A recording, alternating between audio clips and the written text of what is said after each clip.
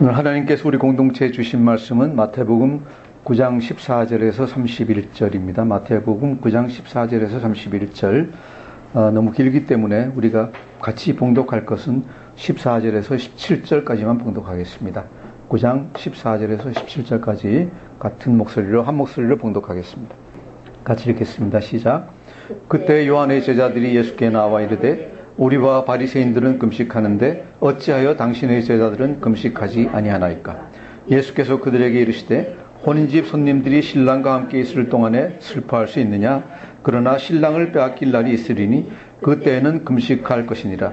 생배의 조각을 낡은 옷에 붙이는 자가 없나니 이는 기운 것이 그 옷을 당기어 헤어짐이 더하게 되며 새 포도주를 낡은 가죽 부대에 넣지 아니하나니 그렇게 하면 부대가 터져 포도주도 쏟아지고 부대도 버리게 될 것이며 내 새 포도주는 새 부대에 넣어야 둘이 다 보존되느니라. 아멘.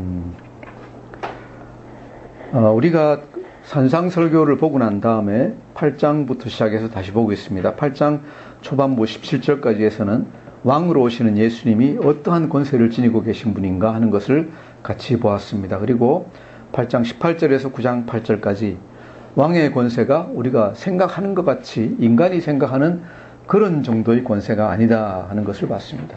왕의 권세는 정말 놀랍고 우리 인간이 생각할 수 없는 그런 것이 되어서 왕이 우리들을 위해서 해주시는 것은 군대 귀신을 쫓아내셔서 돼지 안에 들어가서 돼지가 빠져 죽게 하는 것인데 우리는 경제적으로 손해보는 것을 생각해서 왕을 멀리하는 것을 우리가 이 비유들에서 봅니다. 그리고 왕이 어떤 일을 행하실 때마다 바람을 잠잠하게 하고 파도를 멈추시고 이런 일을 할 때마다 사람들은 놀라서 도대체 이 사람이 어떤 사람이냐 하고 놀라는 것을 봅니다. 그래서 이 하나님의 모든 권세, 이것은 인간들이 봤을 때는 도저히 어떻게 보면 납득할 수도 없고 어떤 경우에는 또 너무 놀라워서 우리가 받아들이기 힘들 정도라는 것을 갖다가 우리가 봅니다. 그래서 인간들은 보통 어떻게 하는가 하면은 자기가 생각하는 정도, 받아들일 수 있는 정도, 자기가 좋아하는 정도의 하나님을 자기 속에 만듭니다. 그것을 우리가 뭐라고 부르는가 하면은 우상이라고 부릅니다. 그래서 하나님을 믿는다고 생각하면서도 우상을 믿고 있는 경우가 많이 있다 하는 것을 봅니다. 그리고 9장 9절부터 13절까지는 왕으로 오시는 예수님은 어디로 오시는가? 하나님의 나라는 어디에 임하시는가? 낮은 곳으로 임하신다 하는 것을 우리가 봤습니다. 자신이 영적으로 또는 육적으로 건강하다고 생각하든지 자신이 의인이라고 생각하는 사람은 왕의 은혜를 받을 수가 없습니다.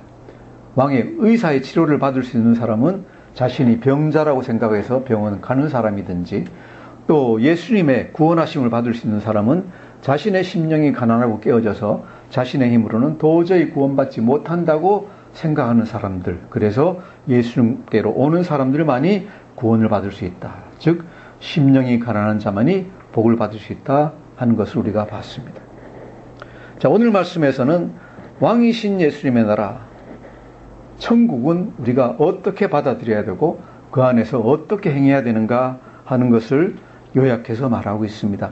보통 이 말씀들을 설교할 때 예화들, 얘기들을 갖다가 하나하나 잘라서 다 설명을 갖다 자세히 하는데 저는 그렇게 하지 않고 전부 다 뭉뚱그려서 그 안에 중요한 내용들만 설명드리려고 합니다. 왜냐 하면은 자세한 내용은 사실은 어떤 예화든지 비유 같은 것은 그 전체로 읽어서 뭉뚱그려서 읽어야지 그게 무슨 얘기를 하시려고 그러는 건지를 갖다 압니다. 예수님은 우리가 잘 이해하게 하기 위해서 그런 예화나 비유를 주셨는데 그 예화나 비유 자체를 갖다가 또 분석하고 설명하고 하면은 너무 시간이 좀 많이 갈 것 같습니다. 그래서 뭉뚱그려서 얘기를 갖다 하겠습니다.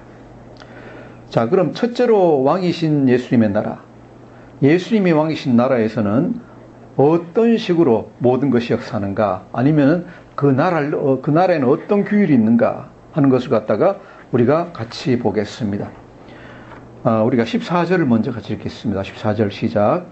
그때 요한의 제자들이 예수께 나와 이르되 우리와 바리새인들은 금식하는데 어찌하여 당신의 제자들은 금식하지 아니하나이까? 이전에 우리가 본 것은 뭔가 하면은 세리 마태가 부르심 받고 그 다음에 너무 좋아가지고 큰 잔치 벌려가지고 자기 친구들 세리와 죄인들을 초청해 놓고 예수님 제자들을 불러가지고 같이 신나게 먹고 마시고 있는 걸 갖다가 봤습니다. 이것을 보고 요한의 제자들이 예수께 나와 이르되 우리와 바리새인은 금식하는데 물어보는 것이, 자, 저분들은 도대체 금식도 안 하나?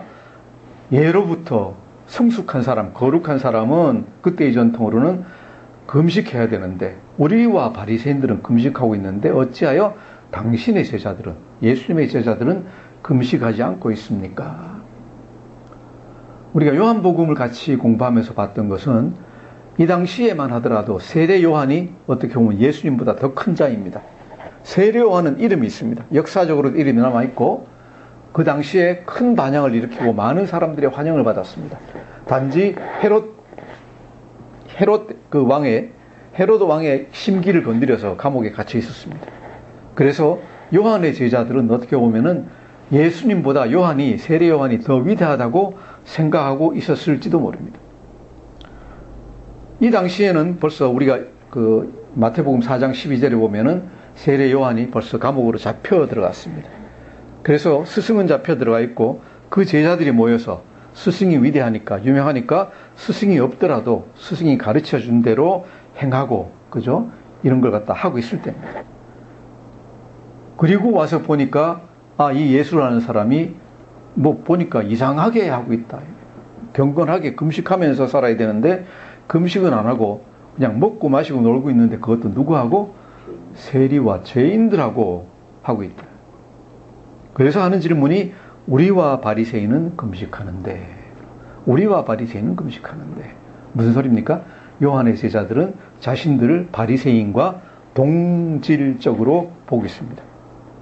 이것을 봐서 예수님이 요한이 인간이 낳은, 사람이 낳은 자 중에서 가장 큰 자다라고 얘기하신 것 같다 우리가 얘기할 수 있습니다. 왜? 세례 요한은 아직까지 예수님의 나라로 들어오지 못했다 하는 것 같다 봅니다. 그래서 제자들도 우리와 바리새인은 금식하는데 라고 얘기하고 있습니다. 즉 이들도 아직 새로운 예수님의 나라, 예수님의 다스림을 잘 알지 못하고 있습니다. 자, 그럼 여기서 우리와 바리새인은 금식하는데, 원래 성경에서 구약 성경에서 꼭 금식하라고 한 날은 단 하루밖에 없습니다. 언제라고요? 음력 7월 10일, 유대력 7월 10일 날 대속죄일. 이 날은 모든 사람이 다 금식해야 됩니다. 올해는 제가 달력 찾아보니까 욤키푸르, 그러니까 금식하는 날이 양력으로는 10월 13일이더라고요. 10월 13일인데 이 하루만 금식하지 다른 때에는 국가적인 위기가 있든지 아니면 개인적으로 위기가 있을 때 금식을 하는 겁니다. 구약 성경에 보면은. 한데 바리새인들은 전통적으로 일주일에 2번, 목요일과 월요일 2번 금식을 합니다. 그래서 우리는 일주일에 한 주에 2번 금식하고 라는 얘기가 성경에 나오죠.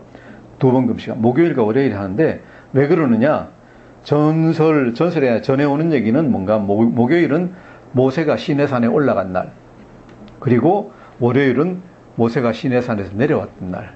그래서 그것을 기념해서 일주일에 이틀을 갖다가 금식하는 모양이에요. 하루 종일 하는지 한 끼만 하는지 그건 제가 아직 잘 모르겠는데 일주일에 이틀 금식을 합니다. 이렇게 금식을 하는 것을 예수님이 보시고 뭐라 그러셨습니까? 바리새인들이 어떤 식으로 금식하고 있는가? 마태복음 6장 16절에서 예수님이 뭐라 그러셨어요? 금식할 때 너희는 외식하는 자들과 같이 슬픈 기색을 보이지 말라 그랬습니다. 그들은 금식하는 것을 사람에게 보이려고 얼굴을 흉하게 하느니라. 이 사람들은 목요일과 월요일에 금식할 때는 별로 슬픈 것도 없어요. 그죠? 무슨 위기가 있는 것도 아니에요. 그냥 이 시간을 하나님께 드린다고 생각하고 금식을 하고 있는 거예요. 예수님이 뭐라 그러세요? 금식하는 자체가 잘못된 건 아니다. 자체가 잘못된 건 아닌데 그렇게 슬픈 일도 없고 또 무슨 위기도 없는데 굉장히 슬픈 것 같이, 여기서 슬프다는 것은 이 뒤에 우리가 오늘 보는 말에 슬프다는 거하고는 다른 말입니다. 여기서는 뭔가 하면 sad 영어로 우울해, 슬퍼하고, 그 다음에 gloomy, 그냥 우울하고, 그 다음에 심각해하는 그런 아주 딱딱한 표정으로 이런 표정 짓고 앉아서 금식하지 마라. 그럴 일이 없지 않느냐? 어떻게 해야 된다? 머리에 기름 바르고 금식해라. 왜? 금식 하나님께 기쁘게 드리는 거니까 기쁘게 해가지고 해라 하는 얘기입니다. 왜 그럼 이 사람들이 이렇게 했느냐? 사람들에게 보이려고. 나는 금식하고 있습니다. 라는 걸 사람들에게 알리기 위해 가지고 일부러 기름도 안 바르고 세수도 안 하고 수염 안 깎겠지만 물론 그렇게 우울한 표정을 짓고 슬픈 표정을 짓고 금식하고 있다 하는 거예요. 이것은 사람에게 보이는 금식이다. 이런 금식은 할 필요가 없다 하는 얘기죠. 그럼 예수님은 어떤 두 가지 경우에 금식을 하라고 하셨는가? 금식하는 것은 두 가지 경우가 있을 수가 있습니다. 첫 번째는 오늘 말씀에 나오는 대로 한없이 슬프고, 그죠? 한없이 슬프고 마음이 안타깝고 깨질 때, 이런 때에 금식해야 된다. 15절 같이 읽어보겠습니다. 15절 시작. 예수께서 그들에게 이르시되 혼인집 손님들이 신랑과 함께 있을 동안에 슬퍼할 수 있느냐? 그러나 신랑을 빼앗길 날이 이르리니 그때에는 금식할 것이니라. 금식을 언제 하는 것이냐? 때가 되어서 목요일 날 해야 되고 월요일 날 해야 되고 슬픈 일도 없고 내가 해야 될 일도 없는데 남한테 보이려고 그렇게 율법적으로 하는 게 아니다. 금식뿐만 아니라 다른 모든 일도 다 같이 얘기하시는 겁니다. 아니 세상에 신랑 신부 만나서 결혼식이 벌어졌는데 잔치가 벌어졌는데 그날 금식한다는 게 얼마나 웃기는 얘기입니까? 그렇지 않습니까? 잔칫날 무슨 금식을 합니까? 잔칫날은 먹고 마시고 신나게 놀아야지. 그죠? 이게 이제 우리 예수님이 하신 말씀입니다. 우리가 우리 예수 믿는 사람들도 어디 가서 신나는 일이 있으면 신나게 같이 놀고 해야지. 신나게 딴 사람도 놀고 있는데 나는 아닙니다 그러고 앉아서 그냥 우울하게 경건하게 앉아 있으면은 그것도 좀 그럴 거예요. 그죠? 그 예수님 얘기하시는 거 보면은 신나게 놀아야 될 땐 놀아라. 술을 마시지 말아야 되지만은 놀 땐 같이 놀고 다 같이 하고 또 하나님께 드릴 시간은 드려야지. 신난 잔치가 벌어졌는데 무슨 금식이냐? 그럼 언제 금식하느냐? 내 제자들은 언제 금식할 것이냐? 신랑을 빼앗길 날이 이르면은 그때는 금식할 것이니라. 신랑이 없어졌습니다. 예를 들어 아니면은 죽었습니다. 그때는 신부를 포함해서 모든 사람이 얼마나 슬프겠습니까? 여기서 슬퍼하다 그러는 거는 헬라어로 다른 말인데 아까 그 말하고 달라요. 펜테오라는 말인데 이 안에는 애곡한다는 말이 들어있어요. 애곡, 우리식으로 하면 아이고 그러고 정말로 슬퍼서 소리 내어 우는 상태를 갖다 얘기합니다. 그래서 예수님이 말씀하시는 것은 금식은 언제 하느냐?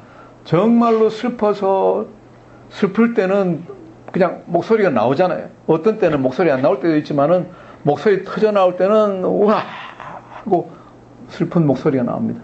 내 가까운 사람이 누가 죽었을 때 안 웁니까? 웁니다. 아무리 그분이 소천하셔서 하늘나라 좋은데 가셨을 걸 믿지만은 육신의 형제나 육신의 부모가 죽어서 내가 더 이상 이 세상 살아있으면서 못 본다고 하면은 슬픕니다. 그죠? 그 슬픔을 하늘나라 갔으니까 다 기뻐합시다. 물론 그래도 좋습니다. 저는 거기까지는 아직까지 믿음이 없어가지고 그때는 슬퍼할 것 같아요. 그죠? 여기서도 예수님은 신랑을 뺏기면은 애곡한다 그랬어요. 애곡한다. 이 애곡할 때에는 밥 먹을 생각도 안 나고 배고프지도 않고 그냥 그대로 울고 슬픔이 어떻게 느낌입니까? 우리 느낌으로는 슬픔이 배 안에 가득 차서 배고픈 것을 느끼지 못합니다. 주위에서 누가 먹으라 그러고 챙겨주지 않으면 먹을 생각도 없고 먹을 정신도 하나도 없습니다. 이때는 자연히 금식을 하게 됩니다. 이틀을 하게 되든지 사흘 하게 되든지. 왜? 슬픔으로 우리 마음이 가득 차 있기 때문에 그렇습니다. 그래서 예수님 첫째 원칙을 보면은 슬퍼하는 동안에 아니면 정말로 엄청난 위기가 와서 내 마음을 하나님께로 다 쏟아야 될 때, 이때는 금식을 하면서 해야 된다. 두 번째로 예수님 말씀 보면은 금식할 때는 언제가 있습니까? 경건의 훈련을 위해서 하는 금식도 금식할 수 있습니다. 슬프지 않을 때 아니면 위기가 없을 때는 절대로 금식하지 마라, 그 얘기는 아니에요. 우리가 하나님이 주시는 은혜를 생각하면서 내가 매일 밥 먹는 것이 얼마나 정말로 감사한 것인가, 그죠? 내 육신이 얼마나 연약한 것인가, 이런 것을 갖다가 알기 위해서 일부러 금식할 때가 있습니다. 오늘날에도 많은 사람들이 경건을 위해서 금식을 하는 것을 볼 수 있습니다. 그래서 예수님도 6장 16절 아까 본 말씀에서 너희가 금식할 때 그러신 건 보면은 금식하지 말라는 얘기가 아니에요. 금식할 때는 해라. 금식하는 것이 경건의 훈련에 나쁘지 않습니다. 하지만은 그 음식을 사람들에게 보여주기 위해서 율법적으로 목요일과 월요일에 해야 되니까 이날은 나 금식합니다. 그리고 금식한다는 거 나타내려고, 그죠? 나 어디 갔습니다. 나 하고 있습니다라는 걸 갖다가 나타내기 위해서 그냥 세수도 안 하고 꼭 뭡니까? 슬픈 낯으로, 우울한 낯으로 이렇게 하지 말라. 마음에도 없는 짓 하지 마라. 언제 해야 되느냐? 그 금식은 하나님께 올려드리는 금식이고 내 믿음으로 하는 금식입니다. 그래서 그럴 때는 슬픈 모습이 아니라 내가 하나님을 만나는 시간이니까 정말로 마음속에 우러나는 기쁨이 있는 금식입니다. 그때는 그래서 머리에 기름 바르고 세수하고 깨끗한 모습으로 하나님 앞에 나아가서 나 자신을 드러낼 때, 나 자신의 모습을 드러내고 할 때 그때 그런 방식으로 금식하라는 얘기입니다. 그래서 이 두 가지 경우 금식할 때는 첫째로는 슬프거나 정말 슬픈 일이 있거나 아니면은 아주 위기가 있을 때, 내 삶의 위기가 있을 때, 아니면 두 번째 나 자신을 알기 위해서, 하나님 은혜를 알기 위해서 금식하는 것, 이 두 가지를 갖다가 예수님은 얘기하고 계십니다. 여기서 예수님이 얘기하고 계시는 건 뭡니까? 새 나라에는 새 법이 다스린다. 바리새인들이 믿던 나라에는 뭐예요? 율법이 다스려요. 율법적인 어떤 행위, 율법적인 지식, 율법적인 모든 것이 다스리는데 새 나라에서는 율법이 아니라 자기 마음 속의 동기부터가 마음 속에 어떤 생각을 가지느냐 그것만이 이 나라의 율법이 되고 있다는 걸 갖다 얘기합니다. 율법이라기보다 이 나라의 법입니다. 완전히 예수님이 다스리는 은혜의 나라에는 새로운 규칙이 있고 새로운 법이 있습니다. 더 이상 구약의 율법 이런 것들이 예수님이 다스리는 이 천국에, 이 왕국에는 더 이상 작용하지 않습니다. 새 나라에는 새 법이 다스릴 것이다. 새로운 모든 규칙이 선다 하는 걸 갖다가 그 다음 말씀에서 좀 더 구체적으로 얘기하고 계십니다. 우리가 16절, 17절 같이 읽겠습니다. 16절, 17절 시작. 생배 조각을 낡은 옷에 붙이는 자가 없나니 이는 기운 것이 그 옷을 당기어 헤어짐이 더하게 되며 새 포도주를 낡은 가죽 부대에 넣지 않으니 그렇게 하면 부대가 터져 포도주도 쏟아지고 부대도 버리게 됩니다. 새 포도주는 새 부대에 넣어야 둘이 다 보존되느니라. 아멘. 아주 확실한 과학적인 실천적인 말을 하고 계십니다. 첫 번째, 생배 조각을 낡은 옷에 붙이는 자가 없나니, 옷이 낡아서 하늘하늘해져 가지고 구멍이 뚫어지려고 그러면은 어떻게 합니까? 거기다 새천을 갖다가 잘라 가지고 거기다 붙입니까? 그러면 어떻게 될까요? 해보면은 그 실이, 꿰맨 실이 이걸 갖다 당겨가지고, 헌 걸 당겨가지고, 훨씬 더 쉽게, 빨리 그냥 미어져 버리고, 옷이 뜯어져 버립니다. 그래서 이미 낡아져 있는 모든 교율, 거기다가 새 나라를 갖다가 같이 갖다 붙일 수는 없습니다.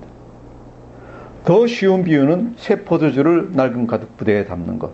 우리가 이 말을 갖다가 세상에서는 보통 새술은 새 부대에 담아야 된다라고 얘기를 하죠. 근데 예수님 말씀대로 하면은 새 포도주는 새 부대에 담아야 된다.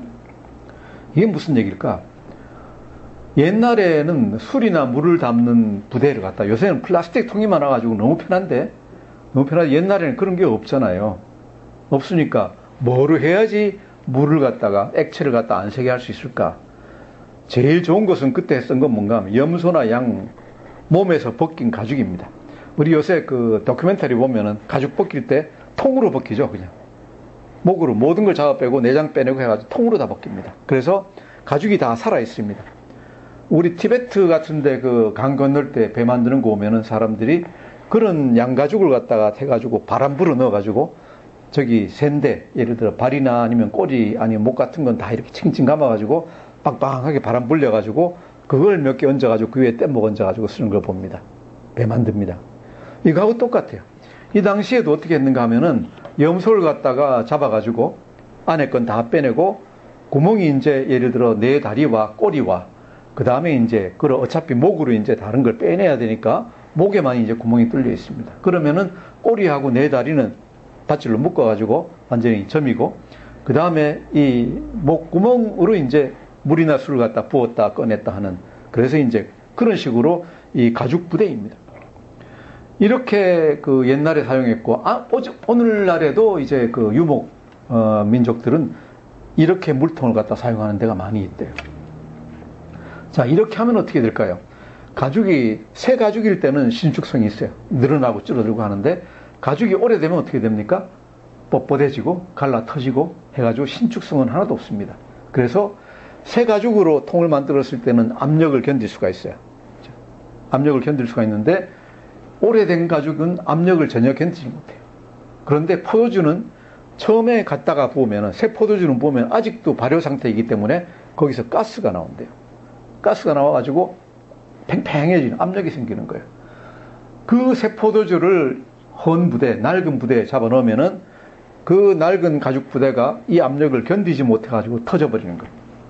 터져버려서 부대도 상하게 되고, 술도 못 먹게 되고, 못 쓰게 되고, 포도주도 이렇게 된다는 얘기죠. 그래서 이 비유를 가지고 말씀하시는 건 뭡니까?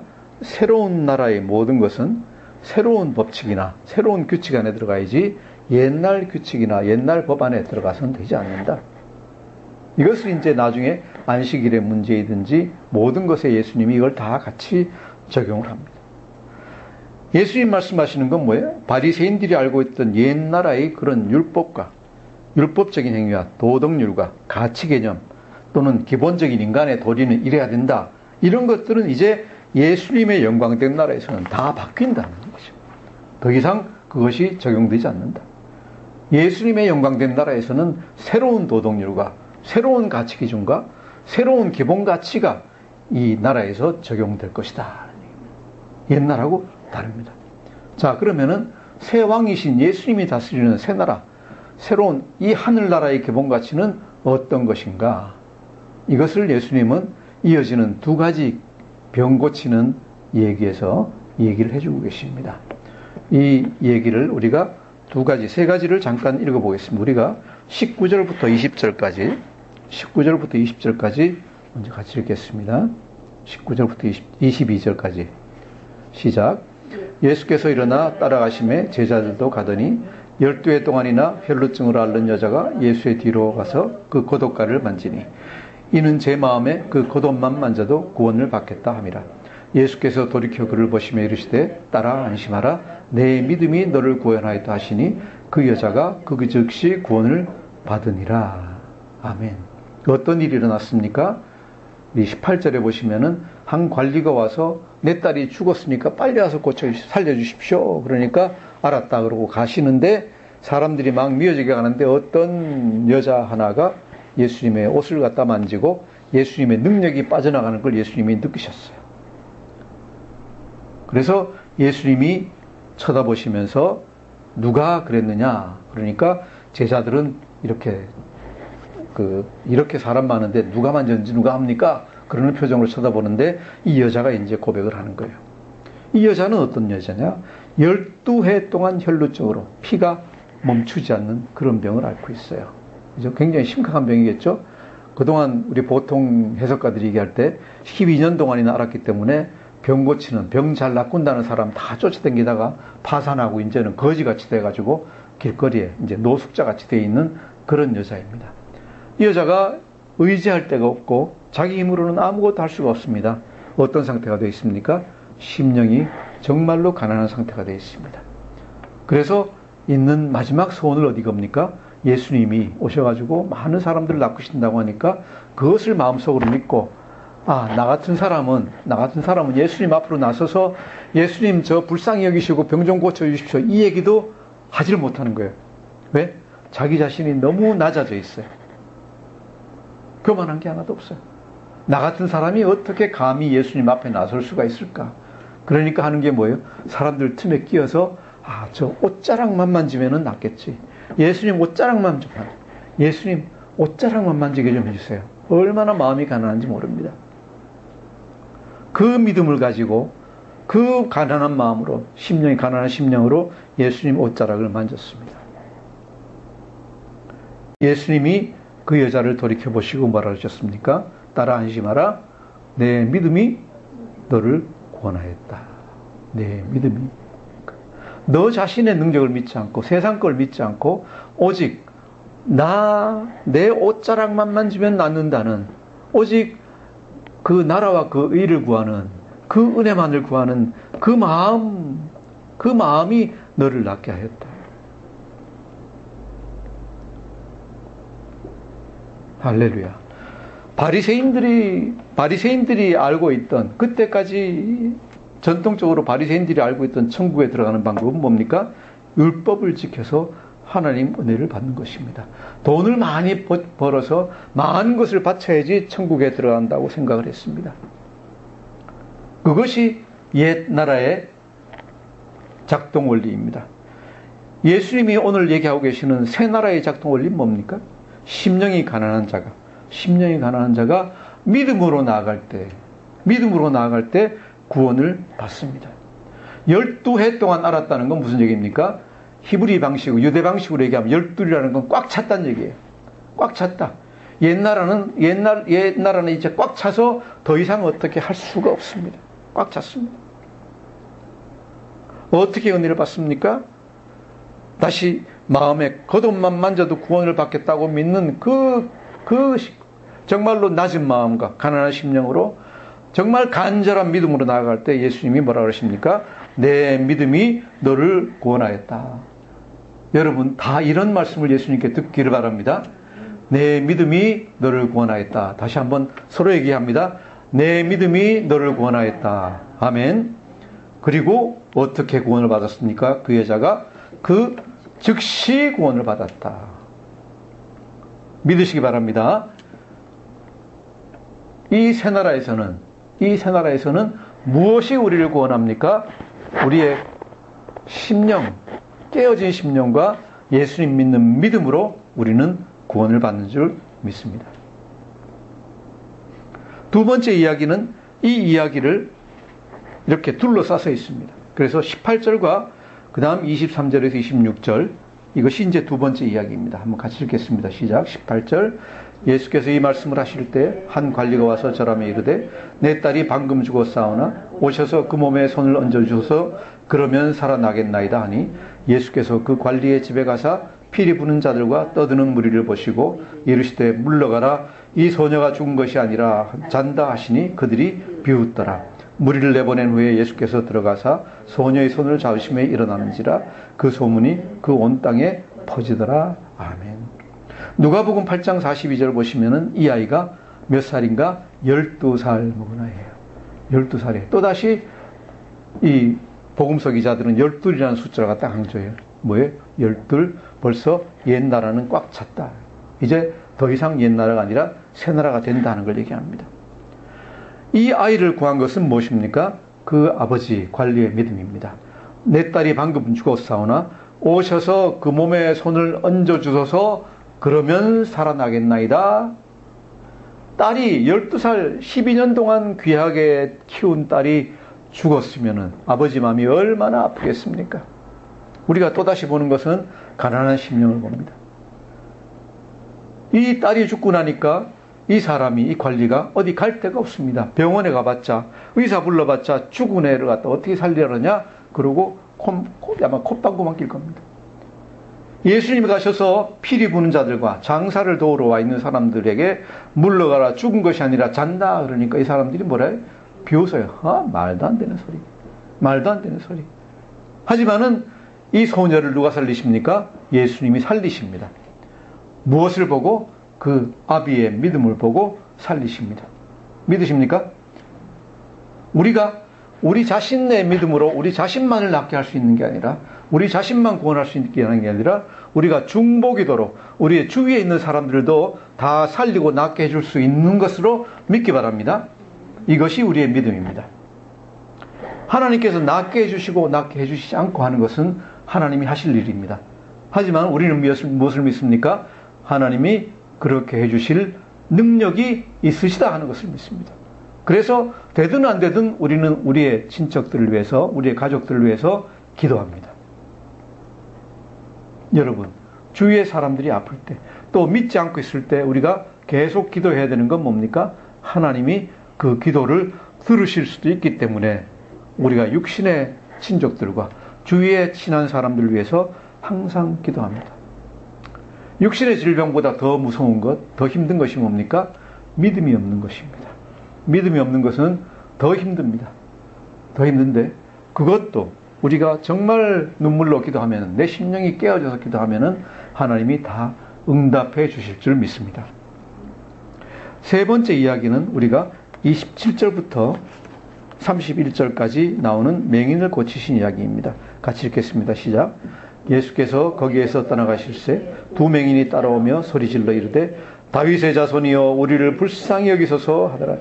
예수께서 집에 들어가심에 맹인들이 그에게 나오거늘 예수께서 이르시되 내가 능히 이 일을 할 줄 믿느냐 대답하되 주여 그러하오이다 하니 이에 예수께서 그들의 눈을 만지시며 이르시되 너희 믿음대로 되라 하시니 그 눈들이 밝아진지라. 예수께서 엄히 경고하시되 삼가 아무에게도 알리지 말라 하셨으나 그들이 나가서 예수의 소문을 그 온 땅에 퍼뜨리니라. 아멘. 맹인들, 두 맹인들이 무슨 재산이 있겠습니까? 이것도 거지입니다. 유랑아들입니다. 우리를 불쌍히 여기소서 다윗의 아들이여, 다윗의 자손이여, 메시아여, 다윗의 자손이 하는 것은 메시아여 하는 얘기입니다. 이 예수님이, 이 사람들이 메시아라는 믿음을 벌써 가지고 있습니다.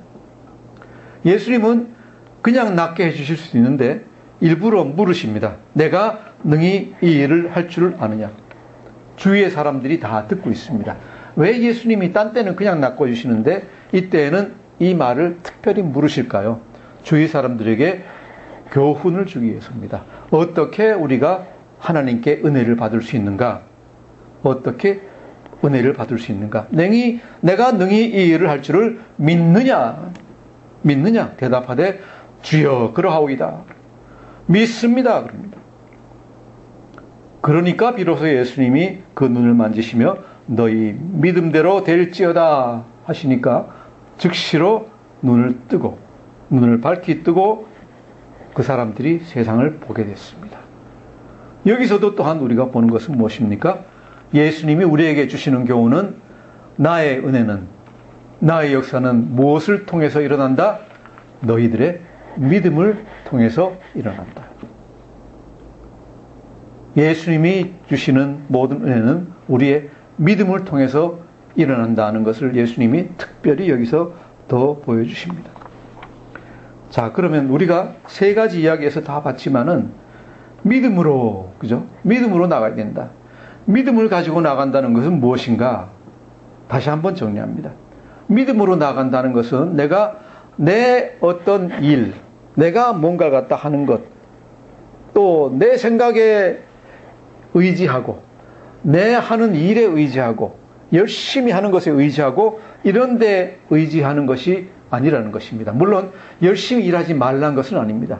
열심히 일하고 모든 것을 다 해야 되지만은 그것이 모든 것을 결정짓는다고 믿지 마라. 무엇에 의지하고 무엇이 우리 운명을 결정짓는다고 믿어야 됩니까? 우리의 운명을 결정짓고 우리를 인도하시는 것은 하나님의 뜻이다. 이것을 믿어야 됩니다. 하나님께서 도와주셔야지 내가 이 세상을 살아간다. 그렇지 않습니까? 아무리 내가 운전을 열심히 조심조심 방어운전 다 하더라도 맞은편에서 와서 그냥 콱 박아버리는 것은 대책이 없습니다. 중앙분리선 넘어가가지고 와서 박아버리면 대책이 없습니다. 내가 열심히 안 했습니까? 조심 안 했습니까? 열심히 하고 조심하고 다 조심했어요. 제한속도도 다 지키고 교통법규 다 지키고 다 그러면서 운전했어요. 그런데 맞은편에서 갑자기 삑 해가지고 중앙분리선 넘어가가지고 와서 쿡 앞에 박히면은 아무 대책이 없습니다. 뭡니까? 하나님이 원하시지 않으면은 내 모든 조심과 내 모든 규칙 지키는 것이 다 허사입니다. 물론 나는 규칙 지키고 법규를 다 지켜야지 안전할 겁니다. 하지만은 그 위에 결정적으로 더해야 되는 것은 하나님의 보호하심과 인도하심과 도우심이 있어야 됩니다. 그렇기 때문에 우리는 의지해야 되는 것은 하나님의 도우심과 하나님의 뜻과 하나님의 의에 기대고 의지하고 머물러야 됩니다. 이런 사람들에게 하나님의 은혜와 도우심이 임하실 줄 믿습니다. 예수 믿지 않고 하나님이 도우신다는 거 믿지 않고 살아갈 때 과연 어떤 일이 일어날까? 그것은 저도 장담하지 못합니다. 그래서 예수님이 산상설교에서 뭐라고 하셨습니까? 마태복음 5장 6절 의에 줄이고 목마른 자는 복이 있나니 저희가 배부를 것이며 그랬습니다. 하나님께 의지하고 하나님께 도우심을 의지하고 나가는 사람은 배부른 사람같이 모든 것이 충족하게 될 줄 믿습니다. 믿으시기 바랍니다. 그런데 저와 여러분에게 부족한 것이 무엇입니까? 믿음입니다. 믿음입니다. 저희만 그런 게 아니라 우리만 그런 게 아니라 제자들에게도 믿음이 부족했어요. 항상 복음서 읽어보면은 예수님이 제자들 꾸짖으실 때 뭐라 그러시는가? 이 믿음이 적은 자들아. 이 믿음이 적은 자들아. 그리고 항상 꾸짖으세요. 그래서 우리가 믿음이 적지만은 너무 그렇게 실망할 게 아니라 제자들도 그랬으니까 우리 믿음 적은 것도 이 시간 예수님이 용서해 주실 줄 믿습니다. 그런데 계속 그렇게 있으면 안 되잖아요. 계속 그렇게 있으면 안 돼요. 우리 삶에서 하나님의 역사가 일어나려고 하면은 무엇이 있어야 됩니까? 믿음이 있어야 됩니다. 예수님이 뭐라 그러셨어요? 겨자씨만한 믿음만 우리 안에 있으면은, 그죠? 산에게, 저기 있는 산에게 여기서 일로 옮겨져라 그래도 산도 옮겨질 거다. 뽕나무밭이 변화해서 바다가 되고 바다가 변화해서 뽕나무밭이 될 수도 있다. 무엇으로? 믿음으로 될 수 있다 그랬어요. 얼마만한 믿음으로? 겨자씨만한 믿음만 있으면 그랬어요. 이 말을 듣고 이 말씀을 듣고 제자들이 예수님께 뭐라 그랬습니까? 주여 우리에게 믿음을 더하소서. 이 고백을 우리가 다 같이 해야 될 줄 믿습니다. 다 같이 주여 우리에게 믿음을 더하소서. 시작. 주여 우리에게 믿음을 더하소서. 아멘. 이것이 우리의 기도가 되어야 될 줄 믿습니다. 우리도 제자같이 항상 주님 우리에게 믿음을 더해 주십시오. 또 병든 아이의 아버지같이 병든 아이의 아버지는 뭐라 그랬습니까? 주님 우리 믿음 없는 것을 도와주십시오. 우리 다 같이 따라해 보겠습니다. 시작. 주님 우리 믿음 없는 것을 도와주십시오. 주님 우리 믿음 없는 것을 도와주십시오. 딱 성경에 나오는 얘기니까 우리가 따라해도 다 괜찮습니다. 그렇죠? 우리가 항상 해야 되는 기도 주님 우리에게 믿음 더해 주십시오. 주님 저희 믿음 없는 것을 도와주십시오. 항상 간구하면은 주님이 우리 도와주셔서 여러분의 믿음이 더해 주실 줄 믿습니다. 그래서 항상 우리가 주님께 믿음 더해 주시기를 구하고 기도하면서 나갑시다. 믿음을 가지고 기도하며 나가는 자들이 우리가 다 될 때, 그죠? 우리가 우리 자신만이 아니라 우리 주위에 있는 모든 사람들을 위해서 기도하고 믿음을 가지고 나아갈 때 많은 놀라운 역사가 일어날 줄 믿습니다. 기도하겠습니다. 좋으신 아버지 하나님 감사합니다. 오늘 말씀을 통해서 정말 다시 한번 우리가 보통 때에도 생각했지만은 주님의 나라는 오직 믿음으로 작동하고 주님 은혜 우리가 믿음과 간구로 받을 수 있다는 것 보여주시니 아버지 하나님 참 감사합니다. 하지만은 불쌍한 우리 정말로 패역한 우리 무리들은 그렇게 믿는다고 하면서도 정말로 믿는 믿음이 없고 우리 생각과 우리의 행위와 우리의 노력만으로 모든 것을 이루려고 노력하고 있습니다. 하나님 우리 무리의 믿음 없음을 불쌍히 여겨주시고 꾸짖지 마시고 우리 무리에게 믿음도 해주시고 우리 믿음 없는 것을 도와주십시오. 우리가 믿음 있는 자가 되어서 주님께 간구할 때 우리 자신이 하나님 앞으로 나아가고 우리 가족과 우리 형제자매와 우리 교회와 많은 곳에 있는 불쌍한 사람들, 영혼 구원받지 못하는 영혼들, 또 병들어서 고통받고 있는 많은 사람들 위해서 기도할 때 놀라운 역사가 일어날 수 있도록 주님 축복하시고 역사하여 주시옵소서. 믿음으로 나갈 수 있도록 주님 인도하여 주옵소서. 감사하며 예수님 이름으로 기도드립니다. 아멘. 말씀 생각하면서 찬송가 545장 같이 찬양하시겠습니다.